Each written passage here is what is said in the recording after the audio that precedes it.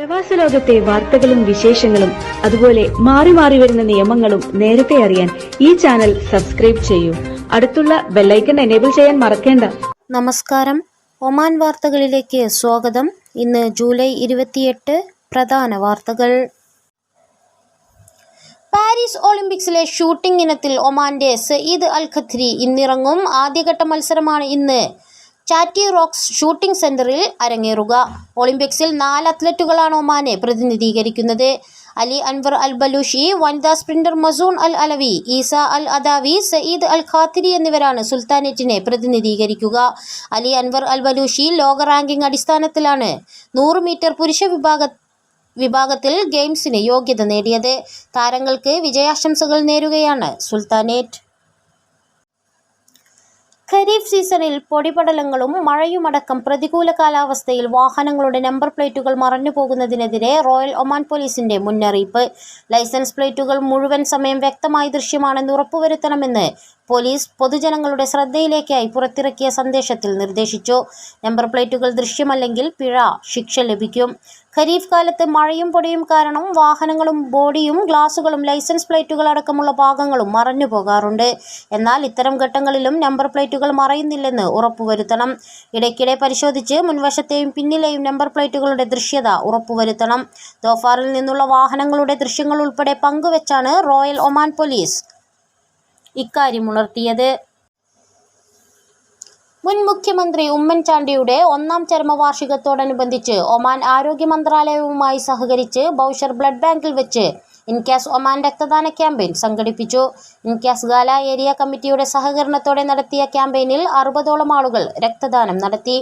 ജനഹൃദയങ്ങളിൽ വസിച്ച ഉമ്മൻചാണ്ടി കരുണയുടെയും കരുതലിന്റെയും പ്രതീകമായിരുന്നുവെന്നും ജനങ്ങൾക്കു വേണ്ടി ഒഴിഞ്ഞുവെച്ച ജീവിതത്തിലൂടെ പൊതുപ്രവർത്തന രംഗത്ത് തന്റേതായ വ്യക്തിമുദ്ര പതിപ്പിച്ച അദ്ദേഹത്തിന് കൊടുക്കാവുന്ന ഏറ്റവും വലിയ ആദരവാണ് ഒരു വിലപ്പെട്ട ജീവൻ രക്ഷിക്കാൻ സഹായകമാകുന്ന രക്തദാനം എന്ന പുണ്യപ്രവൃത്തിയെന്നും ക്യാമ്പ് ഉദ്ഘാടനം ചെയ്തുകൊണ്ട് OICC Incas global chairman Kumbalath Sankarapillai അഭിപ്രായപ്പെട്ടു. Mabela Halban al Salama international medical centre Indian media forum Oman അംഗങ്ങൾക്കും കുടുംബാംഗങ്ങൾക്കുമായി full body checkup special health package ഒരുക്കി.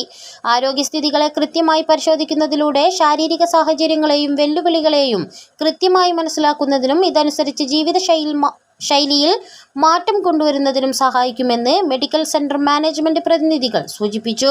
സാധാരണക്കാരായ ആളുകൾക്കും ആരോഗ്യപരിചരണം ഉറപ്പുവരുത്തുകയാണ് അൽസലാമ ആരോഗ്യ കേന്ദ്രങ്ങളുടെ പ്രധാന ലക്ഷ്യമെന്ന് ഡയറക്ടർ ഡോക്ടർ സിദ്ദീഖ് തേവർതൊടി പറഞ്ഞു. ഏറ്റവും കുറഞ്ഞ ചെലവിൽ ചികിത്സ ഉറപ്പുവരുത്തുന്നതിനാവശ്യമായ പാക്കേജുകളും നിരക്കുകളും ലഭ്യമാക്കിയിട്ടുണ്ടെന്നും അദ്ദേഹം വ്യക്തമാക്കി. ദാഹിറ ഗവർണറേറ്റിലെ ഇന്ധന കേന്ദ്രങ്ങളിൽ പരിശോധനയുമായി വാണിജ്യ വ്യവസായ നിക്ഷേപ പ്രോത്സാഹന മന്ത്രാലയം. വിവിധ വിലായത്തുകളിലെ വിവിധ പ്രദേശങ്ങളിലാണ് പരിശോധനകൾ നടന്നുവരുന്നത്. ഇന്ധന കേന്ദ്രങ്ങൾ, ഗ്യാസ് സ്റ്റേഷനുകൾ, നിർമ്മാണ യൂണിറ്റുകൾ തുടങ്ങിയ ഇടങ്ങളിൽ മന്ത്രാലയം ഉദ്യോഗസ്ഥർ പരിശോധന നടത്തി. വാണിജ്യ പ്രവർത്തനങ്ങൾക്കുള്ള ലൈസൻസ്, മാനദണ്ഡങ്ങൾ, സൗകര്യങ്ങൾ തുടങ്ങിയവ ഉദ്യോഗസ്ഥർ പരിശോധന നടത്തി. നിയമങ്ങൾ പാലിക്കുന്നതിന് സ്ഥാപനങ്ങളെ ബോധവൽക്കരിക്കുകയും ജീവനക്കാർക്ക് അധികൃതർ നിർദ്ദേശം നൽകുകയും ചെയ്തു.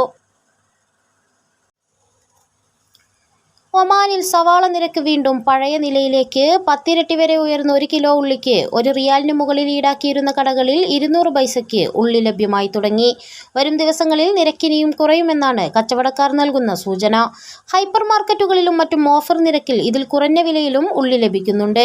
ഇന്ത്യയിൽ നിന്നുള്ള വലിയുള്ളി ഒമാൻ വിപണിയിൽ കൂടുതലായി എത്തുന്നതാണ് നിരക്ക് കുറയാൻ ഇടയാക്കിയത്. കയറ്റുമതി വിലക്ക് നീങ്ങി ഇന്ത്യയിൽ നിന്നും ഉള്ളി നേരത്തെ തന്നെ ഒമാനിൽ എത്തിയിരുന്നെങ്കിലും വില പഴയ നിലയിലേക്ക് എത്തിയിരുന്നില്ല. എന്നാൽ ആവശ്യത്തിന് ഉള്ളി വിപണിയിൽ എത്തുന്ന സാഹചര്യത്തിൽ ഹൈപ്പർ മാർക്കറ്റുകളിലും മറ്റു ചില്ലറ സ്ഥാപനങ്ങളിലും ഉള്ളിയുടെ വില കുത്തനെ കുറയുകയാണിപ്പോൾ. 8 മാസത്തിനിടയിലെ ഏറ്റവും കുറഞ്ഞ നിരക്കിലാണ് ഇപ്പോൾ ഉള്ളി ലഭിക്കുന്നത്. 200 പൈസയ്ക്കും 300 പൈസയ്ക്കും ഇടയിലാണ് നിലവിലെ നിരക്ക്. യമൻ, ചൈനീസ് വലിയുള്ളികൾ സുലഭമായി എത്തുന്നതോടെ വില വീണ്ടും കുറഞ്ഞേക്കും. ഉപഭോക്താക്കൾക്ക് ഏറെ ആശ്വാസമാകും. കൂടുതൽ ഉള്ളി എത്തുന്നതോടെ ഓഫറുകളുമായി വാണിജ്യ സ്ഥാപനങ്ങളും രംഗത്തെത്തും. ഗുണനിലവാരത്തിലും മികച്ച ഉള്ളി തന്നെയാണ് വിപണിയിലെത്തിയിട്ടുള്ളത്. 2 മാസം മുമ്പ് വരെ കിലോ ഉള്ളിക്ക് 1 റിയാലിനു മുകളിൽ വരെയാണ് ഈടാക്കിയിരുന്നത്. ഇറക്കുമതി നിലച്ചതോടെ ഉള്ളിവില 10 ഇരട്ടി വരെ ഉയർന്നിരുന്നു. മാത്രമല്ല, ഇക്കാലയളവിൽ ഇന്ത്യൻ ഉള്ളി കിട്ടാക്കനിയായിരുന്നു. ഇതിനിടെ സുലഭമായി യമൻ ഉള്ളി വിപണിയിലെത്തിയതോടെ നിരക്കിൽ നേരിയ കുറവുണ്ടായിരുന്നു. സുൽത്താനേറ്റിനെ മാലിന്യമുക്ത രാഷ്ട്രമാക്കാൻ പദ്ധതിയുമായി പരിസ്ഥിതി വിഭാഗം. മാലിന്യ ബഹിർഗമനമില്ലാത്ത രാജ്യമാക്കി മാറ്റുന്നതിന് പുനർസംക്രമണ പദ്ധതികളാണ് രൂപം നൽകിയിട്ടുള്ളതെന്ന് ചെയർമാൻ അബ്ദുള്ള ബിൻ അലി അൽ അംരി പറഞ്ഞു. മാലിന്യം കുറയ്ക്കുക, മാലിന്യത്തെ തരംതിരിക്കുക, മാലിന്യങ്ങളുടെ പുനർചംക്രമണത്തിനു മുമ്പ് വീണ്ടും ഉപയോഗിക്കുക തുടങ്ങിയ ഘട്ടങ്ങളാണ് അധികൃതർ ലക്ഷ്യം വെക്കുന്നത്. ഇതിനു പുറമെ കൂടുതൽ മരങ്ങൾ വെച്ചുപിടിപ്പിക്കുകയും ചെയ്യും. കാർബൺ ഡൈ ഓക്സൈഡ് ബഹിർഗമനം തടയുന്നതിനായി രാജ്യത്ത് കണ്ടൽ ചെടികൾ ഉൾപ്പെടെ നട്ടുപിടിപ്പിക്കും. ഇതിന്റെ ഭാഗമായാണ് അൽവുസ്ത ഗവർണറേറ്റിൽ 100 ദശലക്ഷം കണ്ടൽ തൈകൾ നടുന്നത്. ദോഫാറിൽ 10 ലക്ഷം മരത്തൈകൾ നട്ടുപിടിപ്പിക്കും. 7% അന്തരീക്ഷ മാലിന്യം കുറയ്ക്കാൻ ഒമാന് സാധിച്ചതായി ഐക്യരാഷ്ട്രസഭ കണക്കുകൾ പറയുന്നു. ഒമാനി പൗരന്മാർക്ക് വിസരഹിത യാത്ര അനുവദിച്ച് തായ്ലൻഡ്. 60 ദിവസം വരെയാണ് തായ്ലൻഡിൽ താമസാനുമതി ലഭിക്കുകയെന്ന് ബാങ്കോക്കിലെ ഒമാൻ എംബസി അറിയിച്ചു. ജൂലൈ 15 മുതലാണ് ഈ നിയമം പ്രാബല്യത്തിൽ വന്നത്. 60 ദിവസത്തിൽ കൂടുതൽ സമയം താമസിക്കേണ്ടവർക്ക് തായ്ലൻഡിലെ അന്താരാഷ്ട്ര വിമാനത്താവളങ്ങളിലോ ലേബർ ഓഫീസുകളിലോ അറിയിപ്പ് നൽകേണ്ടതാണ്. ഈ സൗകര്യം ഉപയോഗിച്ച് പരമാവധി 90 ദിവസം വരെ തായ്ലൻഡിൽ സൗജന്യമായി തുടരാം. എന്നാൽ ഇത് തായ്ലൻഡ് ഇമിഗ്രേഷൻ ഉദ്യോഗസ്ഥരുടെ വിവേചനാധികാരത്തിന് വിധേയമാണ്. ഏകദിന ക്രിക്കറ്റിൽ ലോകത്ത് ഏറ്റവും വേഗത്തിൽ 100 വിക്കറ്റ് നേട്ടവുമായി Oman pace bowler Bilal Khan. സ്കോട്ട്ലൻഡിലെ ഡൻഡിയിൽ നടന്ന ICC വേൾഡ് ക്രിക്കറ്റ് ലീഗ് 2 മത്സരത്തിനിടെ നമീബിയയുടെ ജാൻ ഫ്രെലിംഗിനെ പുറത്താക്കിയാണ് 37കാരൻ ഈ നേട്ടം സ്വന്തമാക്കിയത്. ഏകദിനത്തിൽ അതിവേഗം 100 വിക്കറ്റ് തികയ്ക്കുന്ന 3ാമത്തെ താരമാണ് ബിലാൽ. 49ാം ഏകദിന മത്സരത്തിലാണ് ബിലാൽ ഖാന്റെ നേട്ടം എന്നതും ശ്രദ്ധേയമാണ്. കേവലം 42 ഏകദിനങ്ങളിൽ നിന്ന് ഈ നേട്ടം കൈവരിച്ച നേപ്പാളിന്റെ ലെഗ് സ്പിന്നർ സന്ദീപ് ലാമിച്ചാൻ, 44 മത്സരങ്ങളിൽ നിന്ന് 100 ഏകദിന വിക്കറ്റുകൾ നേടിയ അഫ്ഗാനിസ്ഥാന്റെ ലെഗ് സ്പിന്നർ റാഷിദ് ഖാൻ എന്നിവരാണ് മറ്റ് 2 താരങ്ങൾ. 2020-ൽ 100 വിക്കറ്റുകൾ നേടുന്ന ICC അസോസിയേറ്റ് രാജ്യങ്ങളിൽ നിന്നുള്ള ആദ്യത്തെ താരമെന്ന നേട്ടവും ഈ വർഷത്തിന്റെ തുടക്കത്തിൽ ബിലാൽ ഖാൻ സ്വന്തമാക്കിയിരുന്നു. ഇതിന് പിന്നാലെയാണിപ്പോൾ ഏകദിനത്തിലും മികവാർന്ന നേട്ടം കൈവരിച്ചിരിക്കുന്നത്.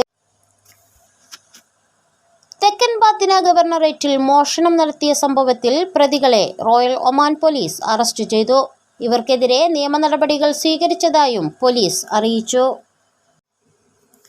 ഖരീഫ് കാലം ആസ്വദിക്കാനെത്തുന്ന സഞ്ചാരികൾക്കായി ദോഫാർ ഗവർണറേറ്റിൽ പുതിയ വിനോദസഞ്ചാര കേന്ദ്രങ്ങൾ ഒരുക്കുന്നതിനുള്ള പദ്ധതികൾ പുരോഗമിക്കുന്നതായി നഗരസഭാ chairman doctor Ahmed bin Mohsin al Ghazani പറഞ്ഞു.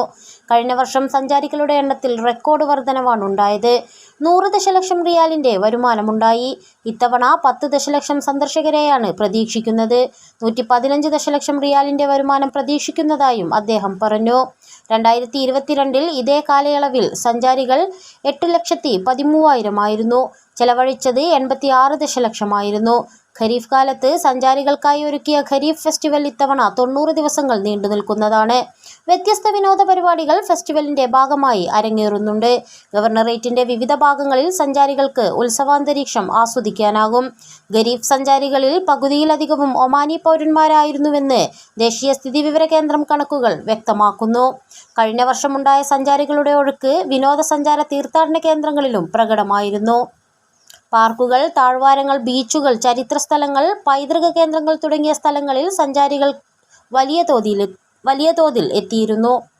ഇതോടുകൂടി ഇന്നത്തെ വാർത്തകൾ ഇവിടെ പൂർണ്ണമാവുന്നു. കൂടുതൽ ഒമാൻ വാർത്തകളും വിശേഷങ്ങളുമായി നാളെ വീണ്ടും കാണാം. നമസ്കാരം.